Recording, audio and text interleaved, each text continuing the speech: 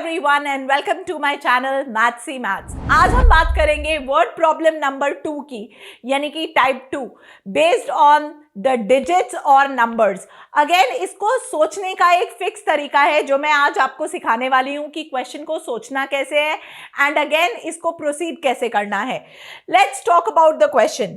Question क्या कहता है कि the sum of a 2-digit number and the number obtained by reversing the digit। एक 2-digit नंबर है और number obtained by reversing the digit, उसका जो सम है वो 165 गिवन है। If the digits differ by 3, मैं इस लाइन का भी सिग्निफिकेंस समझाने वाली हूं कि इस लाइन का क्यों इतना इंपॉर्टेंस है। Find the number and explain the double answer, ये भी समझाने वाली हूं। What do you mean by explain the double answer. और कभी कभी ऐसा भी होगा कि क्वेश्चन में ये नहीं लिखा होगा कि एक्सप्लेन द डबल आंसर, फिर भी आपको डबल आंसर्स निकालने पड़ेंगे। डबल मतलब 2 आंसर्स। अब देखते हैं इस क्वेश्चन को सोचना कैसे है। जब भी हम एक 2-डिजिट नंबर की बात करेंगे दैट मीन्स उसमें 2 डिजिट होते हैं, ones place and unit place. Sorry, tens place and unit place. Ones and unit तो सेम होता है। So let digit at tens place equals x and unit place का जो डिजिट है उसे ले लेते हैं y। सो जो नंबर आएगा वो आएगा 10x प्लस y और जो रिवर्स नंबर आएगा वो आएगा 10y प्लस x। यहां तक सारे 2-डिजिट क्वेश्चंस का जो तरीका होगा सोचने का वो सेम होगा।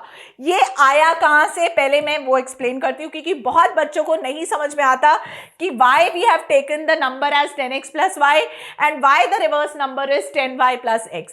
सपोज करिए बात करते हैं नंबर 23 की, तो 23 बनता कैसे है, 2 into 10 plus 3 करके, और इसका रिवर्स सोचें तो 32 3 into 10 plus 2 करके, यानी कि this is our unit place and this is our tens place. तो टेंस प्लेस पे जो भी डिजिट है उसको इंटू 10 कर देना है और यूनिट प्लेस वाला डिजिट ऐड कर देना है।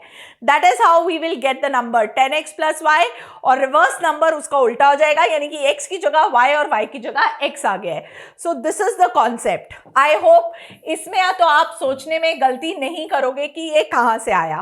अब हम बात करते हैं जो सिचुएशंस हमें गिवन है। पहली सिचुएशन जो गिवन है वो क्या था, सम ऑफ 2-डिजिट नंबर, यानी कि 10x plus y plus the number obtain by reversing, यानी कि 10y plus x is equal to 165। So यानी कि क्या आने वाला है, 11x plus 11y is equal to 165। Check कर लेते इसे इक्वेशन, पहली इक्वेशन मानने से पहले चेक कर लेते हैं क्या 11 के टेबल में 165 जाता है। यस जाता है। सो 11 कॉमन लेके 165 के साथ अगर मैं 11 को डिवाइड करूं, सो 11 1 जा एंड 11 5 जा। So this is my first equation. ये था टाइम सेविंग स्टेप जिससे कि आपकी जो इक्वेशन है वो सिंप्लीफाई हो गई है।